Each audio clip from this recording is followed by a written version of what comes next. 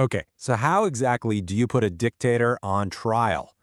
That's a massive question, right? Well, back in 2006, the entire world was watching as Saddam Hussein faced an Iraqi court. We're going to dive into the one specific crime that ultimately sealed his fate, look at the absolute chaos that erupted in that courtroom, and unpack the really controversial legacy his final verdict left behind. So, that was it, the final verdict. But to really understand how Saddam Hussein got to this point, sentenced to death by hanging, we have to rewind the clock, way back actually, more than 20 years earlier, to a single, brutal act of reprisal. So, how did it all come to this?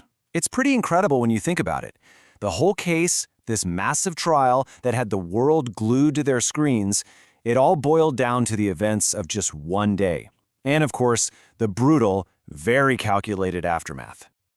All right, so let's set the scene. We're going back to July 1982, to this small Shia town called Dujail. An assassination attempt is made on Saddam Hussein's motorcade. It fails, but what it triggers is this incredibly brutal response, a response that, decades later, would become the absolute cornerstone of the prosecution's case against him. You see, the prosecution laid out its case like a set of dominoes. It wasn't just about the assassination attempt itself, that was just the trigger. The real focus was on the collective punishment that came next. This sequence of events was absolutely crucial. It's how they argued that this wasn't some legitimate security response. No, this was a crime against humanity. 148. That was the official number. 148 men and boys from Dujail, just rounded up, forced through what everyone basically called sham trials, and then executed by the regime. Just think about that, 148 lives.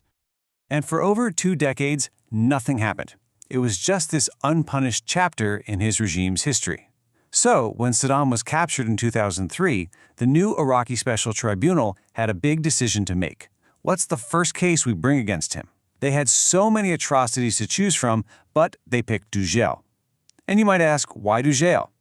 Well, it's because it was seen as a really clear-cut, provable crime. There was a direct paper trail, and it led right back to Saddam's orders. So, when the trial finally gets underway in October 2005, what the world saw wasn't just a legal proceeding, it was a spectacle.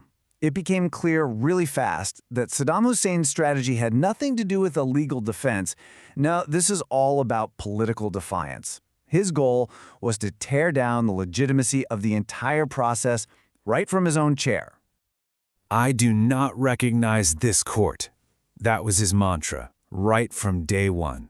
It was his core argument. By just flat out refusing to recognize its authority, he was constantly trying to frame the whole thing. This wasn't Iraqi justice, he argued. It was a sham, a puppet show run by foreign occupiers. And he used every tool he could to disrupt things. He was constantly making these procedural complaints, trying to paint himself as a victim. If you look at the court transcripts, it's just wild. He's arguing about not getting a pen and paper, about being handcuffed, anything and everything he could use to chip away at the trial's legitimacy. And this little exchange right here, it perfectly captures the central conflict of the entire trial.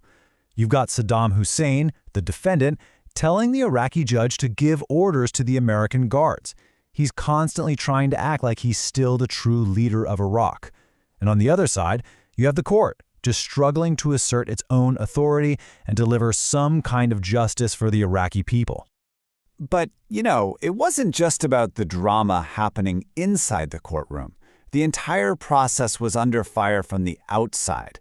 There were huge external pressures, incredible violence. And it got so bad that a lot of international observers started to ask a really serious question. Is a fair trial even possible under these conditions? Just look at the major criticisms. The environment was dangerously unstable. We're talking about judges getting death threats. 3 of Saddam's own defense lawyers were assassinated during the trial. Assassinated. This pervasive climate of fear led critics to argue, pretty forcibly, that a fair judicial process was just impossible. And that, of course, casts a really long shadow over the final verdict.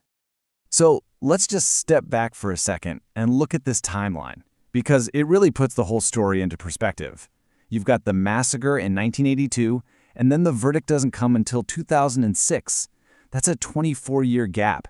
And in that time, Iraq went through multiple wars, crippling sanctions, and the total overthrow of its government. It's an incredible amount of history packed between the crime and the punishment. So why are we still talking about this trial today? What's its legacy? Well, the debate is still very much alive because this trial became a defining and, a deeply controversial case study in one of the toughest questions there is. How do you get justice after a mass atrocity? The Saddam trial is actually one of the most high-profile examples of something called transitional justice. It's a concept that deals with how societies grapple with the legacy of massive abuses. The goal is to hold powerful people accountable, but the huge challenge is trying to do that in a society that's been completely fractured and is still reeling from conflict. And really, the whole debate boils down to two very different ways of looking at it. On the one hand, you have the justice served perspective. This was a landmark moment, right? An Iraqi court holding an Iraqi leader accountable, finally giving some closure to the victims. But on the other hand, you have the flawed process argument.